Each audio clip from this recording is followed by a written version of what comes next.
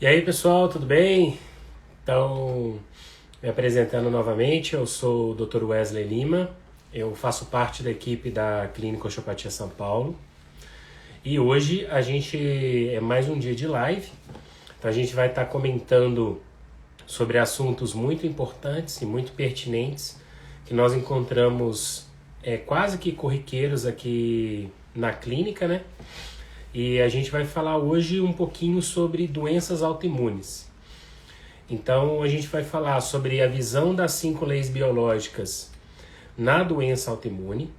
Hoje já são mais de 80 doenças autoimunes. Então, hoje não tem como a gente falar de todas. Nós vamos falar apenas de 4, tá? Então, a gente vai falar de Hashimoto, lúpus, artrite reumatoide, né? E diabetes tipo 1. Então, se você tem algum amigo, algum conhecido que passa por alguma dessas doenças, compartilhe essa live com ele para que ele possa entender qual que é a visão, né, da nova medicina germânica, das 5 leis biológicas nessas doenças, principalmente que a gente vai comentar hoje, né? Então, só repetindo, a gente vai falar um pouquinho sobre lúpus, artrite reumatoide, doenças de Hashimoto, tá bom? E diabetes tipo 1. Se der tempo, a gente vai comentar de outras patologias aí, né, que a medicina considera como patologia. E para isso eu convidei novamente, né, um parceirão meu, que é o Dr. Alan Borges, ele que vai estar dando aí o comentário dele sobre a visão das 5 leis e a gente vai discutir um pouquinho aí sobre isso, beleza? Então deixa eu acioná-lo aqui, compartilhar e com certeza a gente vai ajudar muitas pessoas. Então, se você está aí, então compartilhe o vídeo, principalmente para os seus amigos aí que foram diagnosticados com doença autoimune. Boa noite, Alan, tudo bem? Boa noite, Wesley. Tudo bem e você? Joia! Então, mais uma vez, queria agradecer você aí, né, pela honra, né, de disponibilizar o seu tempo aí para conversar um pouquinho com a gente e a gente poder ajudar ainda mais pessoas. E a gente vai conversar, como eu estava comentando com o pessoal, em relação às doenças autoimunes, né? Ah, não, eu estava observando aqui, são mais de 80 doenças autoimunes, então não vai dar tempo da gente conversar de todas, né? Que a gente tem um tempo muito curto. E então a gente selecionou 4. Na verdade, o Alan selecionou 4 para a gente poder falar, que vai ser o diabetes tipo 1, o lúpus, a doença de Hashimoto e a artrite reumatoide. Se der tempo, a gente vai comentar uma coisinha ou outra sobre outras. Se vocês aí têm perguntas, deixa a sua pergunta aí, que a gente vai tentar esclarecer isso para você. Seja bem-vindo, Alan, e as palavras são suas aí. Boa noite. Wesley, boa noite a todos. Obrigado mais uma vez aí pelo convite, essa nossa parceria, né? Tentar levar um pouquinho mais de conhecimento para as pessoas, uma nova visão, né? E esse tema aí, doença autoimune, foi algo que muitas pessoas aí que nos seguem pediram, né?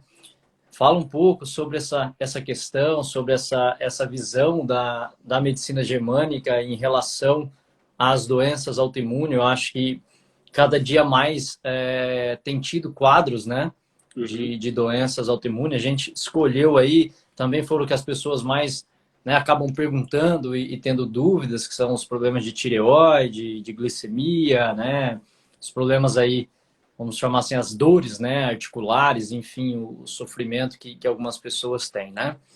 E eu acho que é importante que a gente tente trazer esse novo conceito e acredito que pensando nesse novo conceito, a primeira coisa é a gente definir, né, nessa visão um pouco mais o que seria esse sistema imunológico, né? Eu acho que a gente tem uma visão de sistema imunológico que você, nós aprendemos aí na nossa formação, na universidade. Porém, esse sistema imunológico, no conceito da germânica, ele não faz o menor sentido. Então, a primeira coisa importante, eu já acho que é legal desmistificar um pouco esse conceito de sistema imunológico, né? O que seria esse sistema nessa visão? Por quê? Para mim, sempre foi algo que me incomodou muito e a germânica trouxe para mim uma compreensão que hoje me satisfaz muito mais, né? Porque a ideia do conceito imunológico para a visão da medicina convencional, né, a medicina tradicional, seria que o seu corpo, teoricamente, ele se revoltou contra você e começou a te atacar, né? Então, quando eu escutava isso daí, para mim era muito estranho. Eu falava assim, como pode o corpo, do nada, né? Eu falo assim, acordou hoje, o corpo falou, a partir de hoje eu vou te autodestruir. Então, essa é a ideia, né? O seu corpo vai te atacar e vai alterar a função daquela estrutura que, dependendo, pode até te levar à morte, né? Então, eu ouvi aquilo e falava, é muito estranho, porque por que o corpo faz isso? Por que de determinadas pessoas isso acontece? Então, né, da onde vem isso daí? E o que é mais interessante é que a medicina ela criou essa teoria, porém, né, para a maioria dessas doenças dito autoimune, a causa é desconhecida. Então, se baseou no conceito do sistema imunológico, disse que ele está te atacando, porém não se tem uma causa, né? Então, a maioria dessas doenças ficam sem explicação. E por isso que as pessoas, muitas vezes, não conseguem encontrar um caminho, né? E acreditam que essas doenças são incuráveis, ok? E ficam dependentes de drogas a vida toda, né? Quando eu conheci esse novo conceito, essa nova ideia, a gente começa a perceber que não, né? Que, na verdade, o que esse sistema imunológico que foi criado, né, para tentar nos defender, então, se ele está tentando nos defender, não é que ele está nos atacando. Na verdade, ele está presente porque tem algo que nos ataca e esse algo que nos ataca faz com que o nosso sistema reaja. Então, para mim, é muito mais interessante você perceber que esse sistema ele está reativo a algo do que ele né, está te destruindo. Né? Então, se ele está reativo a algo, se o papel dele, né, é nos ajustar, se o papel dele é nos defender, a pergunta é, ele está tentando nos defender de quem? Do quê? Então, essa é a primeira coisa. Então, se eu quero, né, se a ideia é que esse sistema pare de agir dessa forma, eu tenho que encontrar um mecanismo causal. Se eu paro, né, de agredir esse sistema, se eu paro de impactar o meu corpo, automaticamente esse sistema imunológico não precisa agir. Né? Então, a grande ideia é que a gente consiga encontrar isso daí. Da onde vem? Essa é a pergunta, né? Porque se a gente for observar, o que basicamente define esse sistema? Então, é a presença do que nós chamamos de imunoglobulina, os anticorpos e, né, o antígeno. Então, essa relação antígeno, anticorpo, imunoglobulina, que no conceito da germânica a gente chama tudo de globulina, né? O que é uma globulina? Ela é uma proteína. Né? Então, a presença dessa proteína no sangue, dessa globulina ou dessa imunoglobulina, é o que vai determinar o tipo da chamada doença que a pessoa tem. Então, uma pessoa que tem artrite reumatoide, ela tem um tipo de imunoglobulina. Então, quando se faz o exame, dependendo do tipo dessa imunoglobulina, né, é o que vai determinar a doença da pessoa. Então, o sintoma clínico mais a presença dessa imunoglobulina, como no caso, né, vai ser chamado fator reumatoide, se isso está presente, automaticamente você tem um diagnóstico de reumatismo. Né? Então, isso é o que determinou a ideia da teoria do anticorpo. Então, se eu tenho o anticorpo presente, então, por exemplo, é um exemplo, né? O anticorpo do Hashimoto é diferente do anticorpo da artrite reumatoide, que é diferente, por exemplo, do anticorpo de um diabetes tipo 1, que é entendeu? Então, isso que é importante. Então, dependendo do tipo de anticorpo mais a sintomatologia, é o que vai determinar o quadro de doença daquela pessoa. Então, se esse sistema ele está presente, é porque existe um agressor. E esse agressor, isso é importante, ele não vem do corpo. O agressor ele vem sempre do meio ambiente, ele vem de fora. Então, o meu corpo, ele age com a ideia de me equilibrar, com a ideia de me defender, né? Então, hoje, é muito claro isso daí. E por que para a medicina, vamos chamar, né, a oficial, a tradicional, isso não é claro? Porque ela tenta buscar no próprio corpo respostas para explicar a doença do corpo. Então, ela busca no corpo a resposta. E se nós não olharmos o ambiente como um todo, nós nunca vamos encontrar a causa, né? Nós nunca vamos encontrar o processo que está desencadeando aquela resposta no meu corpo. Então, se eu tenho um agressor, o meu corpo reage a esse agressor, produz um tipo de anticorpo, esse tipo de anticorpo ele está junto com o sintoma. Então, isso é outra coisa interessantíssima. Ele não é a causa do sintoma. Então, para eu dizer que é ele, então eu brinco assim, ó, é a mesma coisa que eu falo da bactéria, da partícula viral, do fungo. Então, é a mesma coisa de eu olhar uma cena, eu falo muito isso nos cursos para os alunos, né? Aonde eu vejo um incêndio e eu vejo o bombeiro, eu olho os dois juntos e digo que a causa do incêndio é o bombeiro. É assim que se determinou nessa visão a doença. Então, eu vejo o sintoma, olho a presença do anticorpo, logo concluo que ele é o que está gerando esse sintoma, ele é o responsável, né? E assim cria-se a teoria da doença, né? Da doença autoimune, das doenças infecciosas. Por exemplo, eu vejo a infecção, vejo a bactéria, logo digo que a causa do processo é a bactéria. Entende? Então é como se eu estivesse falando numa cena de incêndio que quem foi o responsável por causar o incêndio foi um bombeiro.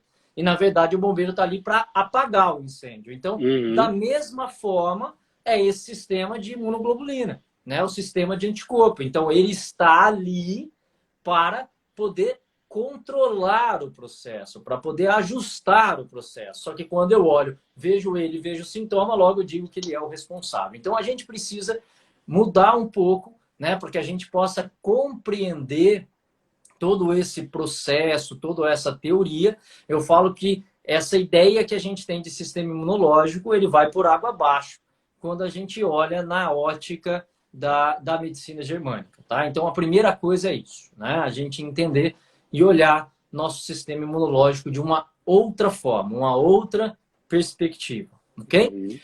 Claro. Aí, a segunda observação muito importante, Wesley, que é a seguinte, né? Se o meu corpo está frequentemente tendo que se defender, é porque, com muita frequência, ele está se sentindo agredido, ele está se sentindo atacado. Então, isso significa que a pessoa que é a portadora da doença, vamos chamar assim, né? Ela produz ou reproduz o mesmo padrão com muita frequência. E se eu fico reproduzindo um mesmo padrão com muita frequência, automaticamente o meu corpo fica respondendo a essa frequência em que ele se sente atacado, agredido, né? Enfim, eu estou usando esses termos atacado, agredido, para mostrar que é algo que está impactando o organismo, né? Sim, então, perfeito. Imagine, se o meu corpo tem que lutar constantemente com uma inflamação, ele fica o tempo todo produzindo agentes anti-inflamatórios. Né? Então, dependendo da região que isso acontece, vai ter um tipo de agente. Então, isso significa que todas essas chamadas doenças, nós vamos colocar elas em um grupo que são as doenças crônicas. Né? E a doença crônica, ela existe porque automaticamente eu fico repetindo o mesmo padrão. Ok? E as pessoas repetem o mesmo padrão porque você vai ver que, né, todos que estão nos ouvindo aí, né, que a pessoa assume um comportamento. Então, eu digo assim, a doença crônica, ela não é uma doença física, ela é uma doença comportamental. Então, por que é comportamental? Porque todos os dias a pessoa se posiciona igual diante das situações. Ou ela tem algo que a gente fala que é uma pendência, como uma dívida que ela tem com algo do passado e que ela não consegue pagar essa dívida. E ela fica com essa pendência. E automaticamente essa pendência faz com que o organismo fique o tempo todo tentando reagir a isso. Então, quando eu falo de cronicidade, eu falo de uma pessoa que repete o mesmo padrão. Então, se eu repito, o meu organismo está sempre tentando lidar com isso, tá? E para a gente poder entender esse processo, eu tenho que olhar para o meio ambiente, né? O que é o meio ambiente? Então, imagine o seguinte, se todo dia eu vou consumir alimentos inflamatórios, o meu corpo fica toda hora tentando lidar com isso. Então, uma coisa é você falar assim, hoje eu vou uma vez por semana e eu vou deixar porque eu quero comer alimentos à base de glúten. Ok. Se você consumir, isso não vai ser o suficiente para te gerar uma doença. Se você sente raiva de vez em quando, é até gostoso sentir raiva. É bom. Você dá uma estressada, seu sistema simpático vai, né, lá em cima, dá uma acelerada no ritmo cardiovascular. Isso é bom. Sentir medo de vez em quando é bom, faz parte do processo. Agora, toda doença crônica ela é uma repetição diária. Não dá folga para o organismo. Então é aquele cara que ele come o glúten todo dia durante 20, 30, 40, 50 anos da vida dele. É o cara que sente raiva diariamente. É o cara que sente medo diariamente. É a pessoa que se sente desvalorizada, com baixa autoestima, incapaz diariamente. Não é uma vez ou outra isso daí acontece. Então, se todo dia eu assumo e eu repito um determinado tipo de padrão, logo o meu corpo não vai conseguir desinflamar. O meu corpo não vai conseguir recuperar. Ele vai toda hora tentar, mas como aquela dívida fica uma certa pendência, né? Então, por isso o nosso papel como profissional é muito importante. Porque as pessoas estão repetindo padrões que elas desconhecem. Elas não sabem o que está acontecendo. Por quê? Porque todo padrão de repetição, ele se torna automático. Então, o automatismo, ele é o grande problema. Porque tudo que é automático passa a ser comandado pela nossa parte não consciente. Então, o que acontece? Imagine, eu assumo um comportamento e eu repito esse comportamento diariamente sem perceber que eu estou tendo aquele comportamento. E muitas vezes eu acabo reconhecendo aquele comportamento, porque é o que eu tenho, como um comportamento normal. E automaticamente a pessoa não se percebe mais, ok? Então, quando nós, profissionais, vamos trabalhar com essas pessoas, justamente o nosso papel é tornar esse processo inicialmente consciente para que a pessoa possa sair desse automatismo. Só que, né, isso é muito interessante, Wesley, você deve ouvir isso, eu escuto isso daí direto, né? As pessoas dizem assim, Alan, você pode me curar? Então, isso é muito interessante, né? E algumas pessoas já colocaram aqui na nossa live. Tal doença tem cura, você pode me curar, né? Então, por quê? Porque já está condicionado na cabeça das pessoas que existe um fator externo que cura elas, né? Por quê? Porque a medicina tradicional se colocou nessa posição. E através da farmacologia, através da indústria farmacêutica, passou a oferecer essa possibilidade de cura para as pessoas, que nunca existiu. Que nunca existiu. Porque as pessoas não se curam. Elas se tornam dependentes da droga. Então você vê uma pessoa, ela está fazendo um tratamento de artrite reumatoide, ela fica a vida inteira utilizando remédios à base de corticoide. Cortisona, ela fica a vida inteira utilizando cortisona. Aí ela faz o exame, fala, ó, seu fator reumatoide, sua inflamação está controlada. A pessoa fica feliz da vida, né? Mas não está controlada, você não está curada. Você simplesmente está modulada, né? Perfeito. Então, como isso foi condicionado na cabeça das pessoas, e elas já têm isso, eu falo que é um arquivo próprio, elas querem buscar a cura em algo ou alguém, né? E às vezes é até frustrante para a pessoa quando a gente diz, olha, eu não curo ninguém, eu não tenho, infelizmente não me deram esse dom, poder, né? Eu posso ser esse poder, né? Eu posso até ser um instrumento para tentar te auxiliar nesse processo, te mostrar algo que você não está enxergando, te dar ferramentas e possibilidades que eu pude adquirir que talvez você desconheça, né? proporcionar para você a conexão com a sua própria capacidade de se curar, com a capacidade que o seu organismo tem de se curar. Porém, todas essas pessoas, elas precisam entender que não há cura sem mudança. Né? Essa palavrinha é uma palavrinha mágica. A gente repete ela com muita frequência, e não é porque a gente está tirando de nós, né, a nossa responsabilidade e jogando para a pessoa a responsabilidade para ela, dela. Não é isso. Nós estamos juntos dentro desse processo, porém, não é minha responsabilidade, ela é muito mais sua. Nós vamos participar deste processo. Então, lógico que você é capaz sim de se curar. Só que para você se curar, você vai ter que se abdicar das causas. E para se abdicar das causas, você precisa abrir mão de algumas coisas que você vem tendo como repetição. Então, isso vai exigir de você uma mudança. Seja ela de comportamento, seja ela de um hábito alimentar, não importa o que vai acontecer. Mas eu sempre digo, não há cura sem mudança. Né? Então, se você não está disposto à mudança, siga esse caminho que não está cobrando das pessoas mudança nenhuma.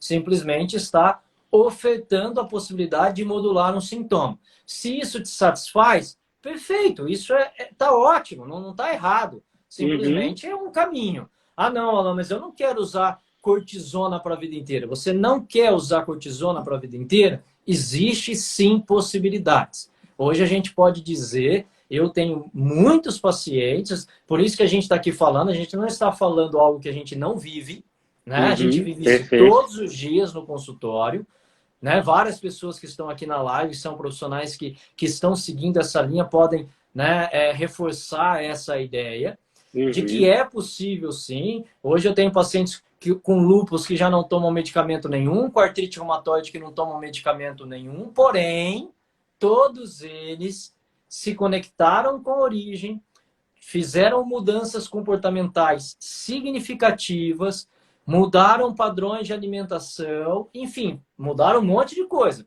E aí o corpo que vinha a todo momento se sentindo agredido, não se sente mais e ele pode se ver livre. Então não tem por que meu organismo ficar produzindo uma imunoglobulina. Não tem por que meu corpo produzir um anticorpo se ele não tem necessidade de combater nada nem ninguém, tá? Então isso é importante, ok? Então, feito essa introdução, vamos entender quais são os padrões de comportamento que as pessoas estão assumindo, né? Para poder gerar cada um desses sintomas, ok? Então, vamos falar o que primeiro? O que você quer? Vamos perguntar ao pessoal aí que está nos assistindo. Pessoal, vocês querem que a gente comenta sobre o quê? Primeiro, são as 4 rótulos aí que a gente vai falar. Diabetes tipo 1, Hashimoto, lúpus e artrite reumatoide. Vocês querem que a gente comece com o que aí? Vamos ver o que o pessoal vai estar escrevendo aí. Sabia. Diabetes tipo 1, né? O diabetes, sem dúvida nenhuma, né? Não só o tipo 1, mas o tipo 2, os dois são iguais, né? A diferença é que um é mais leve e o outro é mais intenso, né? É só essa a diferença, mas o comportamento é o mesmo, né? Eu diria assim que alguns já entram pela pancada direto no tipo 1, né? Principalmente crianças, né? E vocês vão entender o porquê. E outros começam com tipo 2 e se vão colocando mais carga, acabam evoluindo aí a longo prazo para um diabetes tipo 1, né? Então, o que acontece? Então, isso é muito importante. A gente precisa entender que, na vida, as coisas podem surgir, né, por um impacto muito intenso que eu possa ter vivido ou por uma repetição de um mesmo padrão, ok? Então, por exemplo, né, uma perda intensa, uma morte de um filho, algo inesperado, ele já é uma pancada que no único golpe você já pode desenvolver uma situação onde o seu corpo já pode dar sintoma, tá? Então isso a gente chama que é um evento brutal, um choque biológico intenso, inesperado, né? E existem outras situações que surgem não com grande intensidade, mas né, você vai repetindo, repetindo, repetindo, repetindo, e automaticamente o produto final disso também é um sintoma, tá? Crianças tendem a viver as coisas de maneira mais intensa. Por isso que quando pega, já pega forte, tá?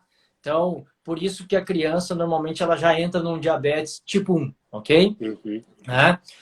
Os adultos, eles vão tendo repetições de padrões com mais frequência. Então, tendem a iniciar mais por um tipo 2 e podendo evoluir para um tipo 1, tá? Então, para a gente entender isso daí, nós temos uma balança, né, hormonal, onde nós temos dois hormônios, a insulina e o glucagon. Quando eles estão em equilíbrio, eu tenho uma glicemia estável. Quando eles se desarmonizam, nós temos a hiper ou a hipoglicemia, ok?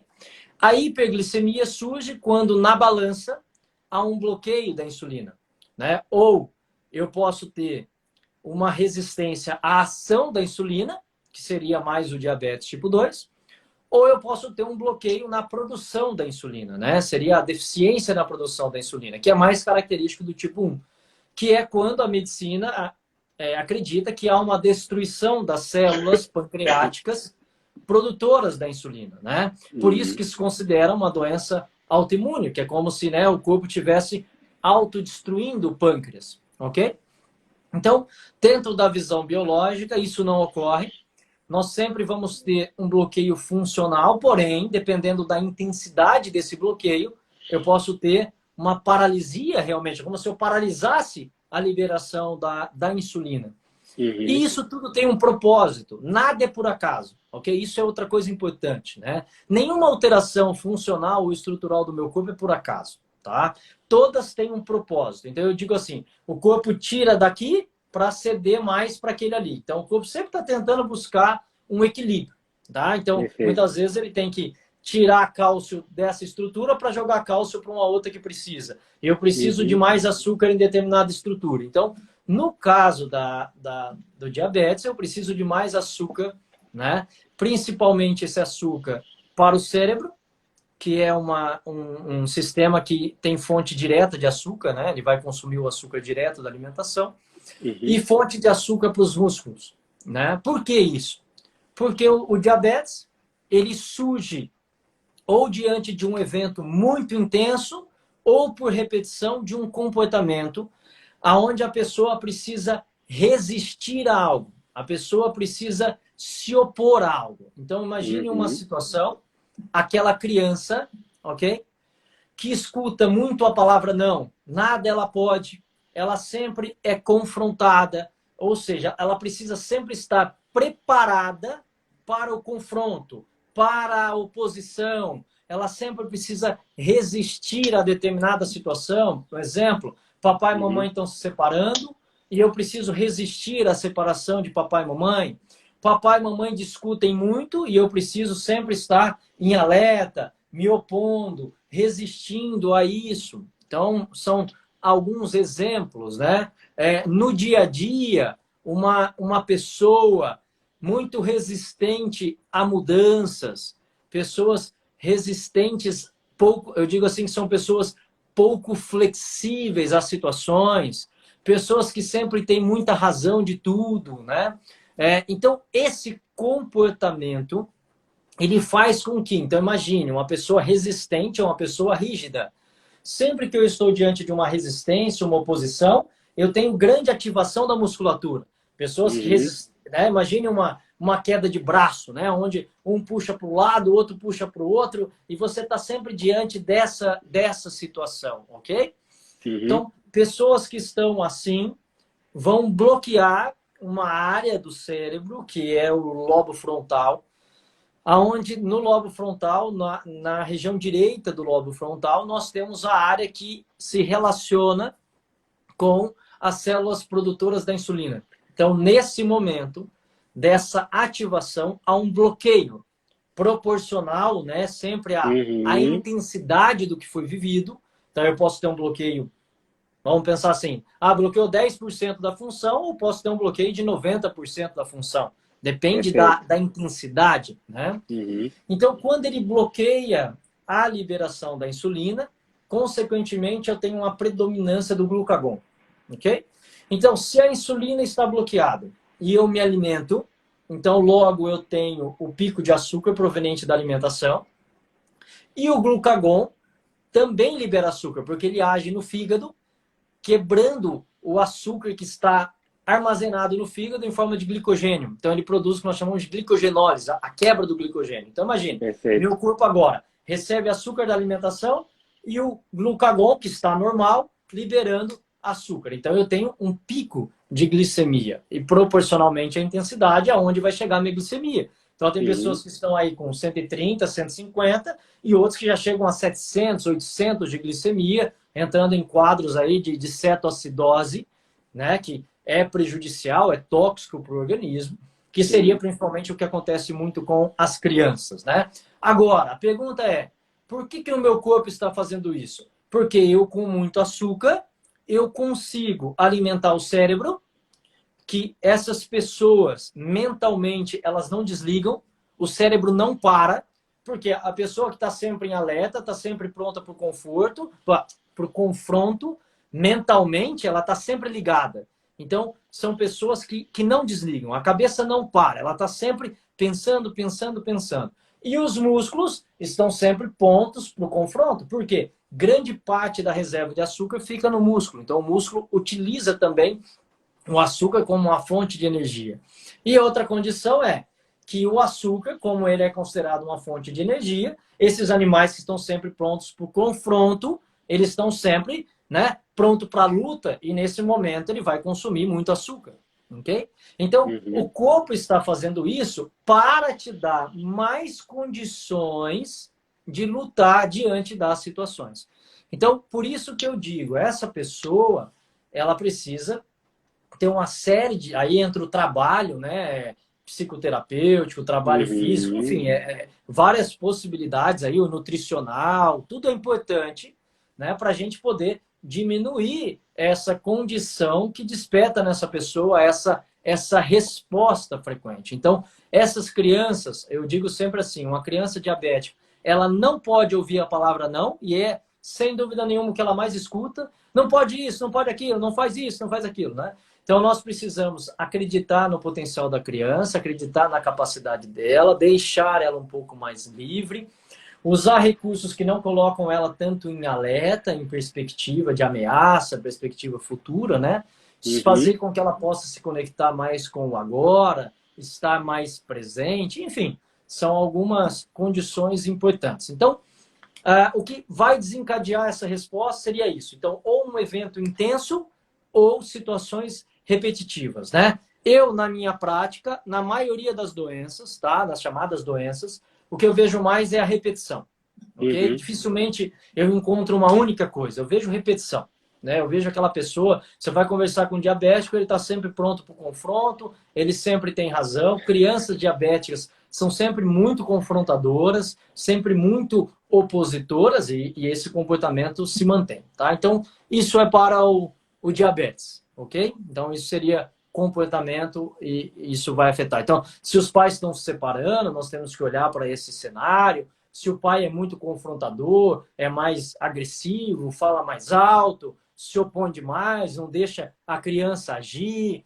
Então, nós temos que olhar todo o ambiente dessa criança, tá? O trabalho com a criança, eu digo assim, pouquíssimas vezes ele é feito na criança. O trabalho com a criança, ele é feito no ambiente. Tá? Então, precisa ir lá papai, mamãe, todas as coisas importantes. E essa criança, imagine uma criança diabética, ela escuta não, aí ela vai comer, as pessoas dizem, não pode comer isso, não pode comer aquilo, você não pode isso. Então, veja como isso vai reforçando todo esse processo. E aí, a pessoa não sai disso daí, tá? Na hora que chega na vida adulta e escuta o não, aí o negócio fica mais feio ainda. Né, fica mais pronto para o confronto, enfim, tá? Então, isso é uma coisa importante, né? Falando da artrite reumatoide, que é outra coisa que vem acometendo muitas pessoas que sofrem com dor, né? Nós temos dois tipos de característica sintomática para pacientes que têm artrite reumatoide. E aí eu vou classificar para vocês entenderem quais tecidos estão participando, né? Nós temos pacientes que têm artrite reumatoide que só tem dor, que é aquele que tem a dor crônica. Esse é um tipo de paciente. Você tem outro tipo de paciente que é aquele que tem a dor reumática, que é aquela dor que anda, que o paciente fala que dá tipo uma rajada de dor, né? Aquele choque, a hora dói aqui, a hora dói ali, e muitas vezes essas dores, elas aparecem com a friagem. A gente fala que é a dor da friagem, né? Então tem paciente que fala, esfriou, dói demais, ou quando eu fico estressado, me dói. Então, tem dois tipos, a dor fria e a dor quente. Então, isso é interessante. Então, os dois extremos, né? E aí nós temos as diferenças conflituais dentro de todo esse contexto, tá? O lúpus também se enquadra nessa primeira que eu vou citar. Então, já vou fazer um combo, porque elas estão muito próximas, né? Então, o lúpus e a dor reumática, que é essa dor que dá mais essa característica inflamatória, essa característica da dor crônica, a dor quente, aquela dor que impossibilita, a dor mais generalizada, que não é essa dor que anda, que migra, né?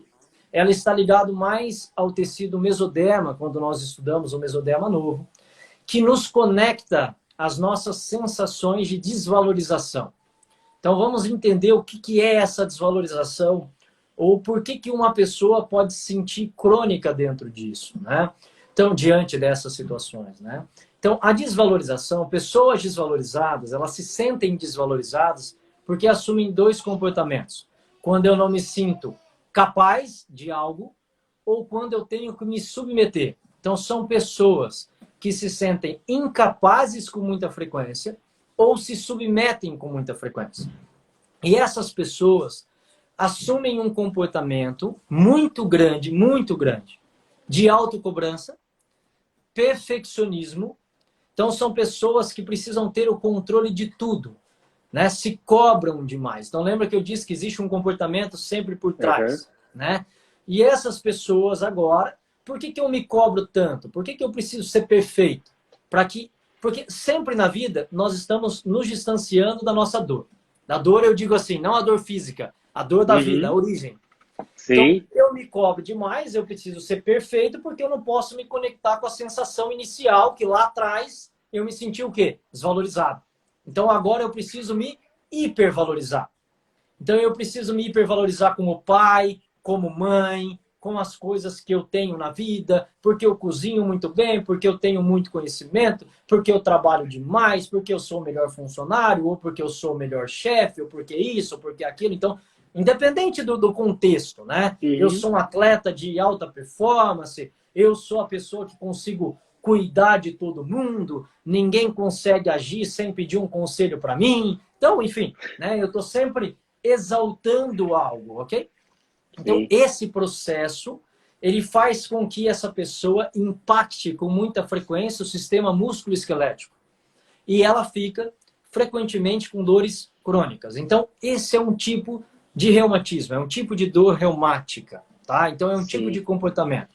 E o lúpus tem muito disso também, tá? Então, o paciente com lúpus, ele está sempre tentando buscar essa posição. São pessoas que buscam reconhecimento com muita frequência. Então, isso é outro ponto importante. Dentro de um contexto geral, conecta muito a figura de pai e mãe, ok? Então, lá na origem. Então, são pessoas que frequentemente estão tentando mostrar para o pai e para a mãe que são capazes, que se tornaram grandes, profissionais de sucesso, profissionais capazes, né? Até hoje, eu atendi uma paciente que foi muito interessante, né? E a gente está trabalhando essa percepção, porque na mesma proporção do reconhecimento vem o julgamento, né? Então, quando eu busco reconhecimento, eu também julgo demais. Então, a gente está trabalhando um pouco essa posição. E aí ela entrou num assunto, ela falou assim para mim, veja como a pessoa vai deslizando. Ela entrou no consultório e ela falou, Alan, melhorou muito as minhas dores, eu estou bem melhor. Aquela primeira conversa que a gente teve, eu entendi o meu julgamento perante a minha mãe, o meu pai, tá mais leve a minha vida. Tá bom, mas eu tô com uma dor aqui e tal. E nós começamos a conversar, ela falou assim, então, Alan, mas tem uma coisa que me incomodou demais. Eu falei, o quê?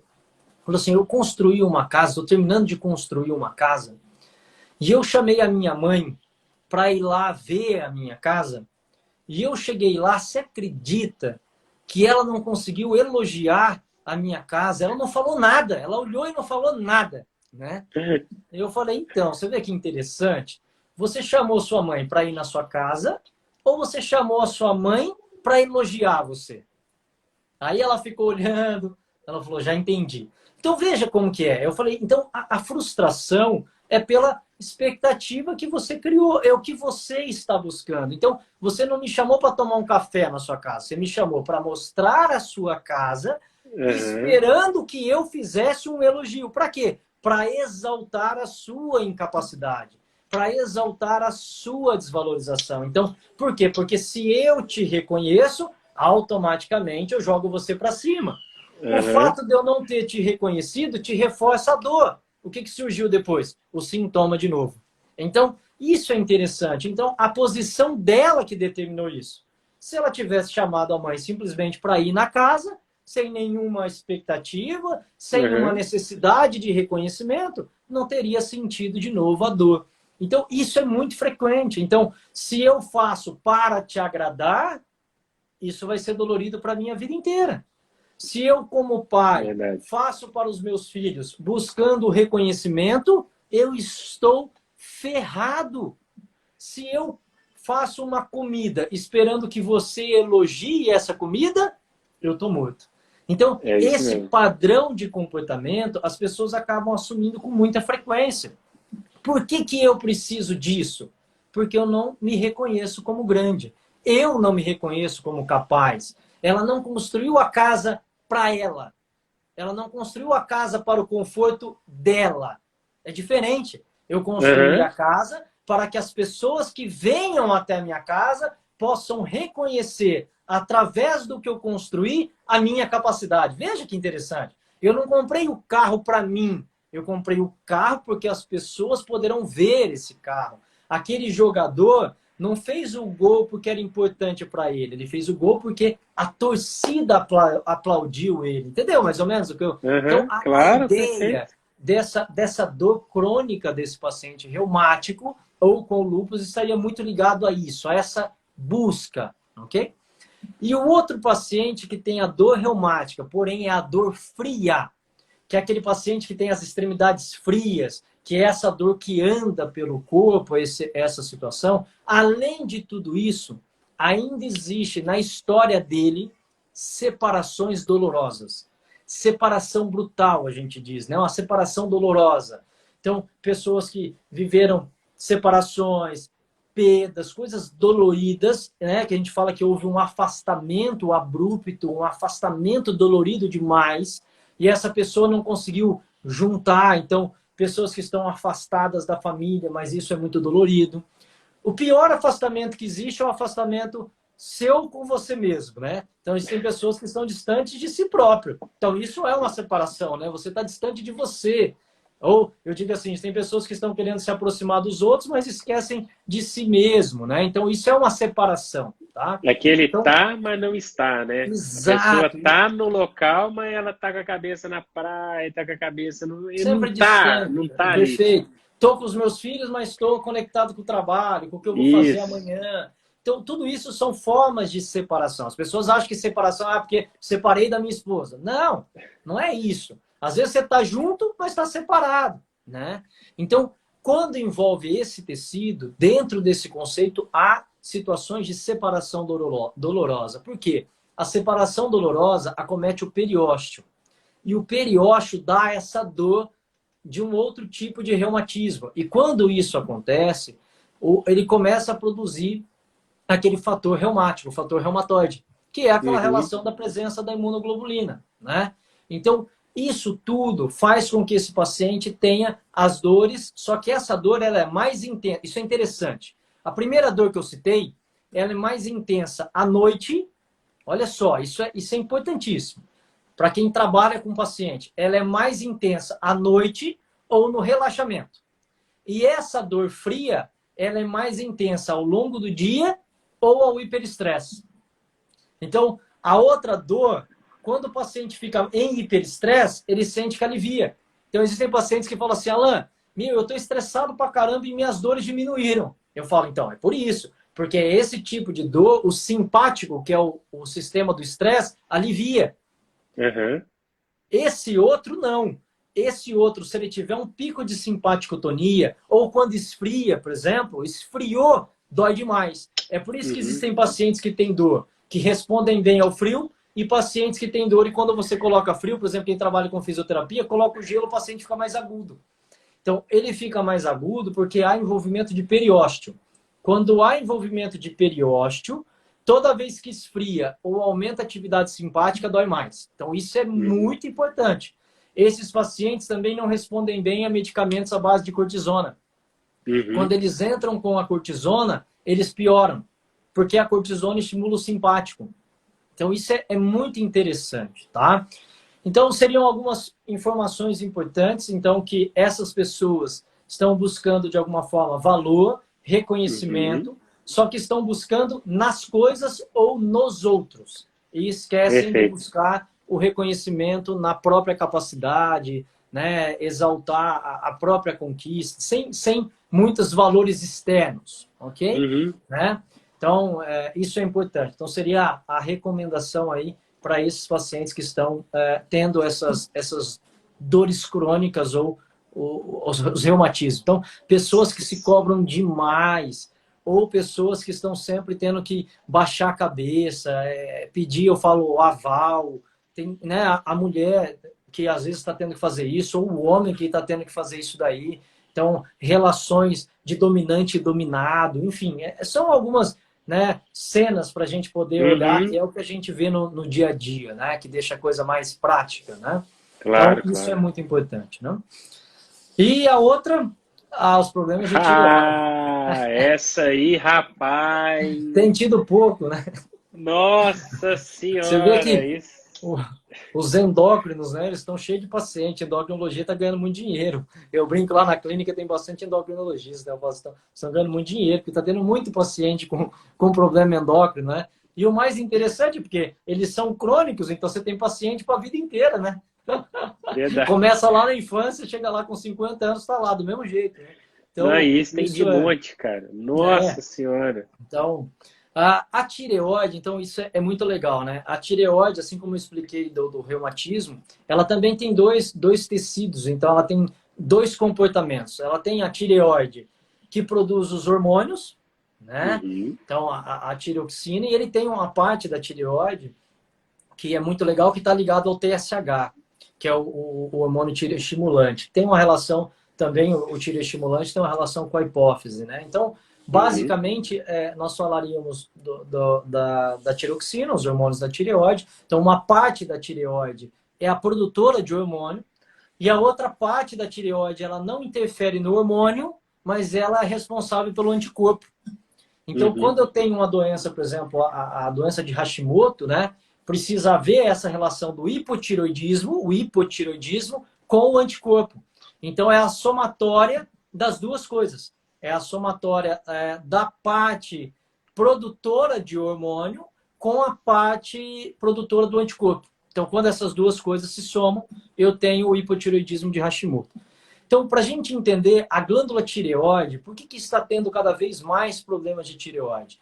A glândula tireoide, ela participa, os hormônios tireoidianos, participam do metabolismo celular. Então, isso significa o quê? Que ela nos dá mais energia para a ação. Então, a tireoide, ela é ativada todas as vezes que, diante de situações, eu preciso agir rapidamente. Então, eu brinco assim, a tireoide faça rápido. Então, imagine hoje em dia, as pessoas não têm mais paciência para nada, todo mundo vive no futuro, as pessoas precisam se transformar em 1000, principalmente as mulheres têm mais problema de tireoide, justamente porque precisam se desdobrar, né? É mãe, é dona de casa, é esposa, é namorada, enfim, age tudo igual louco, sai na correria, sai atrasado, pega um filho, corre. Então, esse comportamento do fazer rápido é o que impacta a tireoide. Então, os hormônios tireoidianos, sempre diante de situação de estresse, sempre, eles aumentam, a tireoide aumenta a liberação. Então, nós vamos ter sempre, nós começamos pelo hipertireoidismo.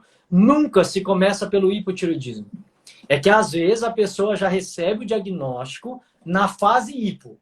Porém, ela tem que ter sido hipo antes. Por quê? Porque é uma característica da glândula. diante do hiperestresse, ela se torna hiperfuncional.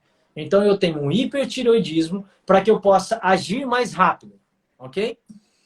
A repetição disso, então, toda chamada doença tem dois momentos. Aonde eu entro no hiperestresse e aonde eu saio do hiperestresse. Quando eu entro, eu sou hiper. Quando eu saio, eu sou hipo. Né?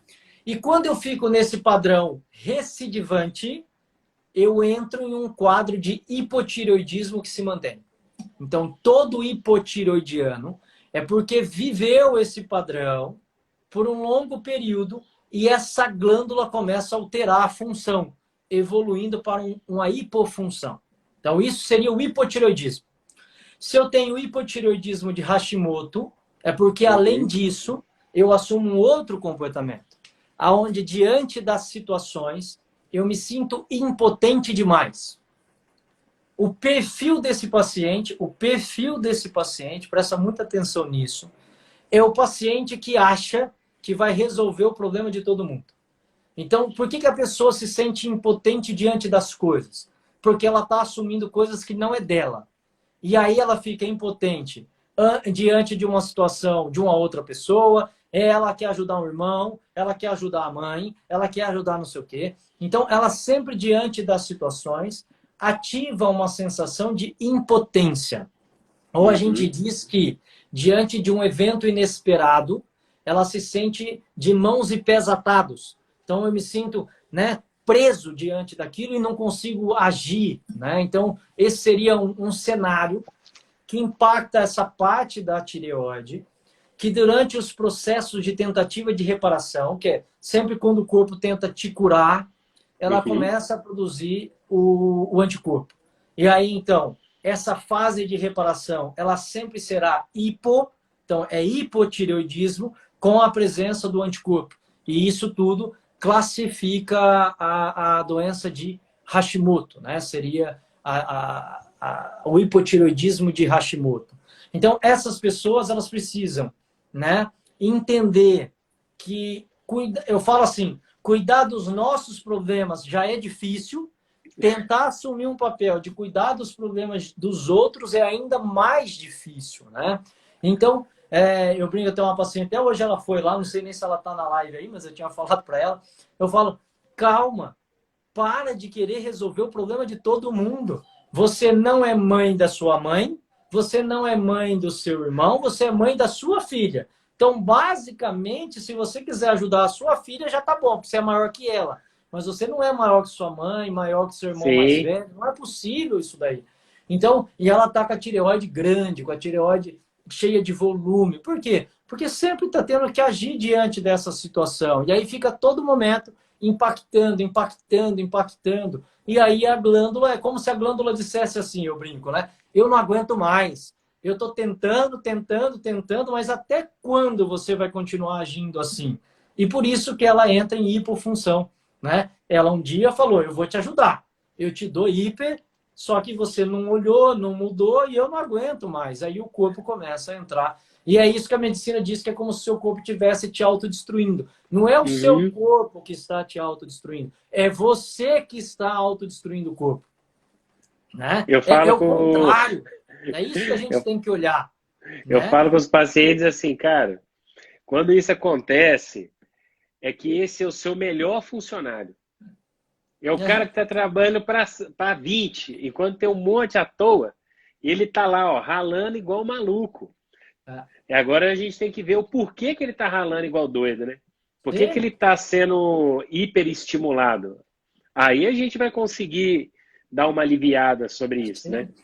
O que está por trás de tudo isso. Então, isso é que é importante, que a gente consiga olhar o sintoma ou a doença, não só pelos parâmetros hormonais, sanguíneos, enfim, isso é um parâmetro, é o que te levou a compreender o que estava acontecendo, né? Só que é olhar para trás, olhar para a história da pessoa, olhar para todo o contexto, né? E automaticamente, a partir disso, aí entra o papel da pessoa, né? Que é a mudança, sem contar das alimentações. Então, alimentação que é mais inflamatória, alimentação que estimula mais o simpático, tende a produzir mais esses sintomas, é fato, porque eu produzo mais inflamação e eu estimulo mais o simpático, eu fico sempre oscilando entre essas duas coisas, por exemplo, açúcar, a farinha de trigo, os lácteos, aí, os alimentos mais inflamatórios também reforçam todo esse padrão, né? Então, eu preciso olhar, então eu diria, olhar para o meio ambiente, olhar para a alimentação, olhar para o comportamento, olhar para os traumas, enfim, tudo que rege esse mecanismo mais sutil, né? E a partir disso, a gente pode tentar ajudar as pessoas, né? Só vou pedir uma licença para você, Alan. Preciso só pegar o meu outro fone aqui, que esse aqui já está acabando a bateria. Só para a gente não cortar aqui o assunto, só um minutinho. Uhum.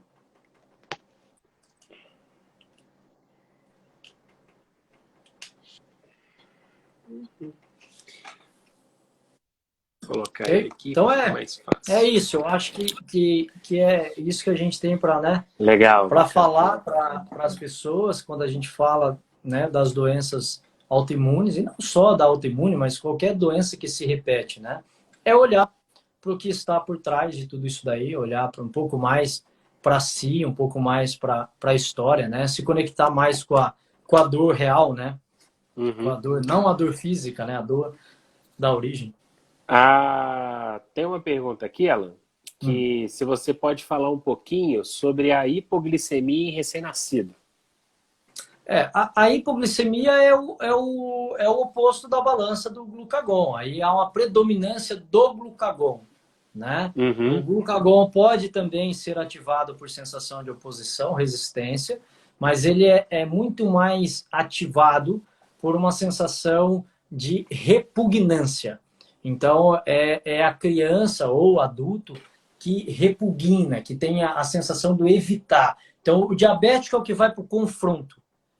O hipertireoidismo é o que vai para o confronto. O hipotireoidiano, o hiperglicemiante é o que vai para o confronto. O hipoglicemiante é o que vai para a sensação de evitar. Então, dentro das situações, são dois comportamentos diferentes, tá? Um vai para o confronto e o outro evita, né? Então, Legal. seria o que nós chamamos de repugnância, né? Então, essa é a condição que ativa mais o glucagon. E aí a insulina predomina e eu tenho quadros de hipoglicemia, tá? Dentro daquela balança, né? Mas é mais ou menos a mesma coisa. O trabalho é o mesmo, okay? Dentro da situação, né? E não importa se é bebê, não importa se é criança, não importa se é adulto, não importa se é idoso. A situação é a mesma, né? Legal. O Thiago aqui está comentando aqui, depois posso até comentar um pouco, falando para você assim, como que você lida com os médicos, a sua relação, né, sobre essas questões das 5 leis biológicas, enfim, como tem muito aluno e muitos profissionais aqui, já é alguma dica aí também, né, para eles poderem abordar e saber como é que, né, levar no...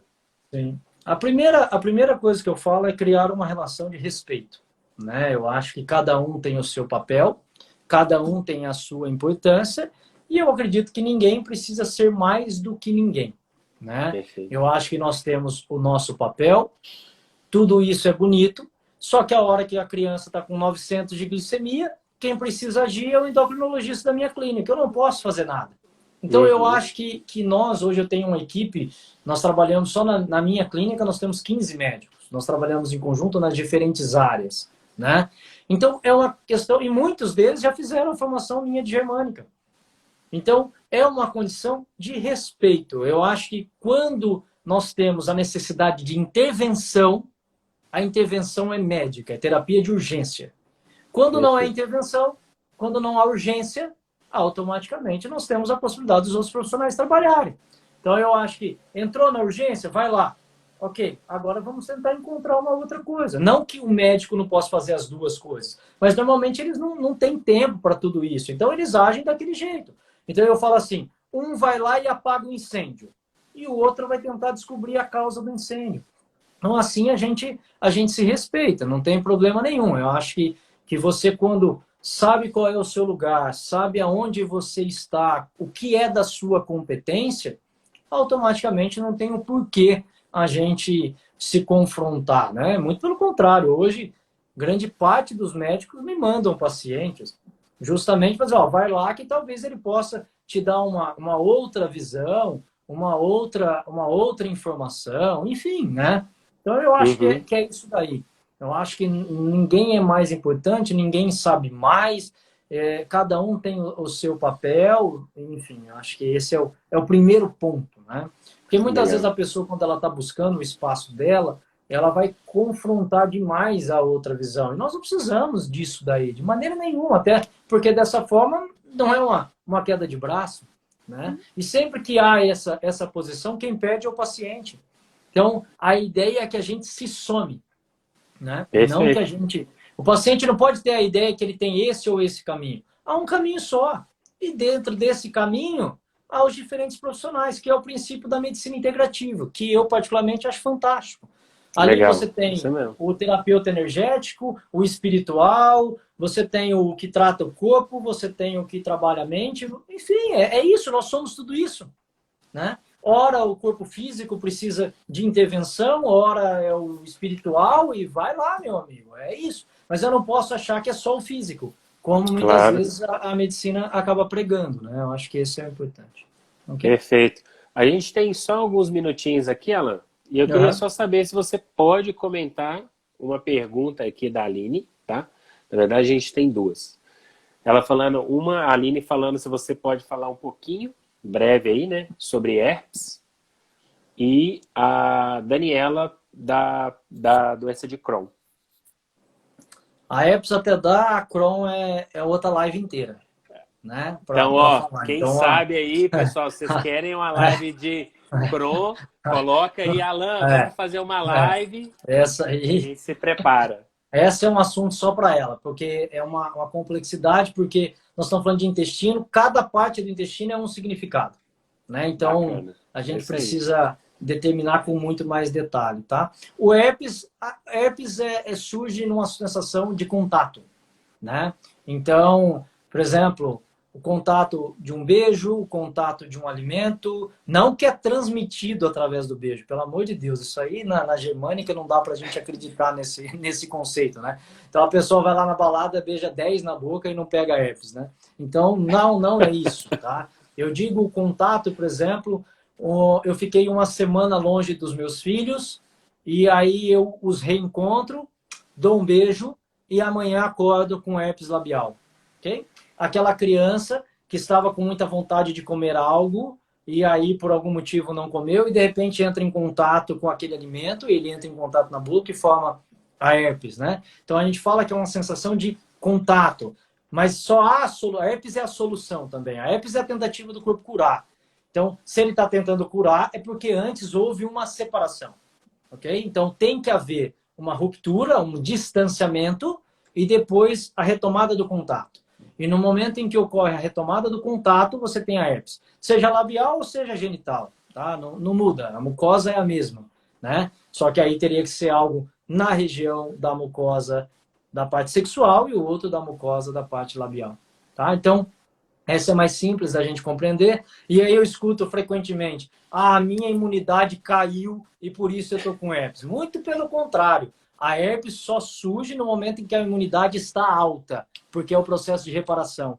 E na fase de reparação, o sistema imunológico nunca está baixo. O sistema imunológico, ele abaixa sempre no hiperestresse. Isso é outra coisa importante. Tá? O sistema imunológico abaixa em hiperestresse. É por isso que pessoas que ficam mais em hiperestresse tendem na solução ter mais sintomas, porque ele fica sempre dificultando a ação do sistema imunológico, tá? Então seria esse processo de repetição, ok?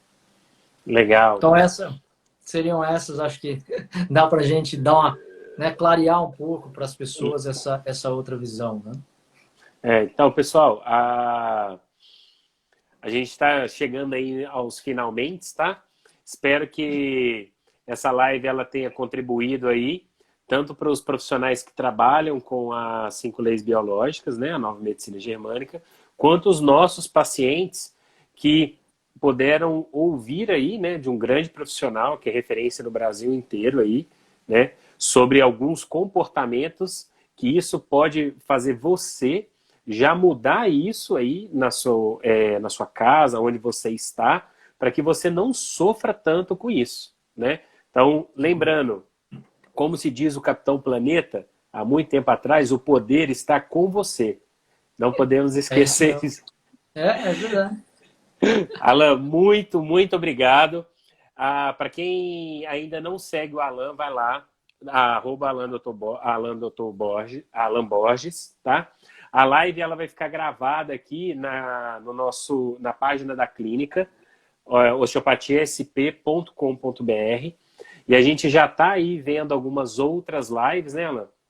Para a gente poder para poder outros assuntos bacanas.